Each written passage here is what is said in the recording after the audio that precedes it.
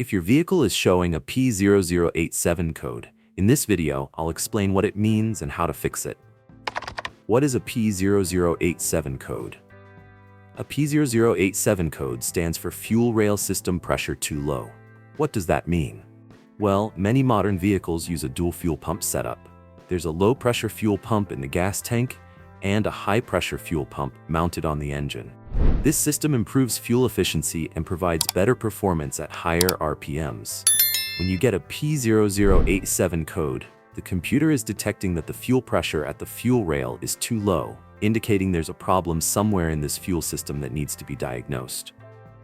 Possible causes of a P0087 code. Some common causes include a faulty fuel pressure sensor, a clogged fuel filter, a failing low-pressure pump, a failing high-pressure pump, a worn cam follower, or a bad fuel pressure regulator. It's also important to note how high-pressure pumps work. They're bolted to the engine and driven by a cam lobe that moves them in and out rapidly. Depending on the vehicle, this pump will use either a cam follower or a roller. Over time, these components can wear out or even break apart. When that happens, debris can end up in the engine oil, or sometimes fuel itself can leak into the oil.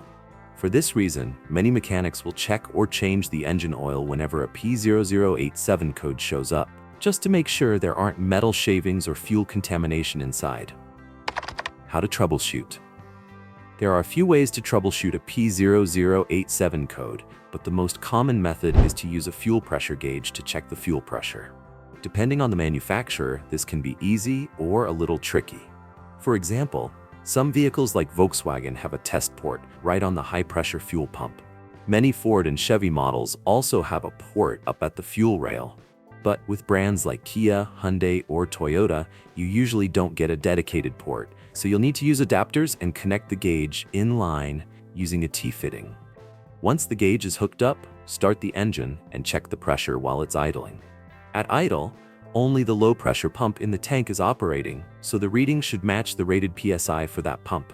Depending on the vehicle, that might be 50, 60, or even 70 PSI. You'll need to look up the spec for your exact model. If the pressure is too low at idle, that points to a problem with the low-pressure pump. If the reading is within spec, then the issue is likely elsewhere.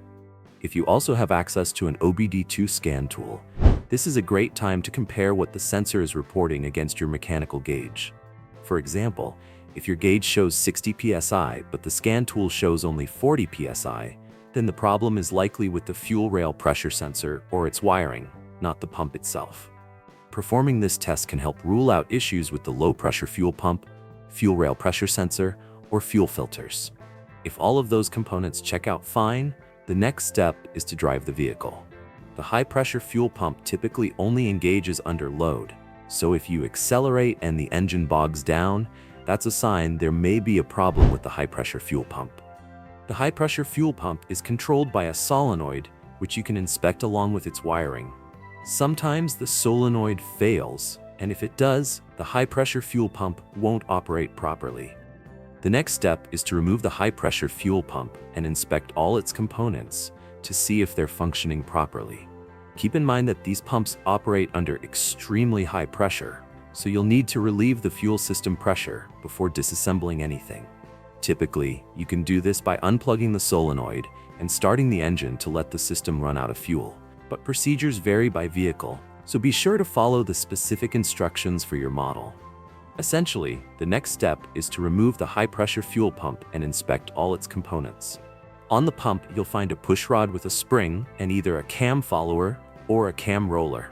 Cam followers are flat, while cam rollers have small wheels, and both ride on the cam lobe. If any of these parts are worn, damaged, or showing signs of failure, they can cause problems. It's also important to inspect the cam lobe itself. If the lobe is worn or damaged, it won't be able to properly actuate the fuel pump, which will lead to low fuel pressure issues.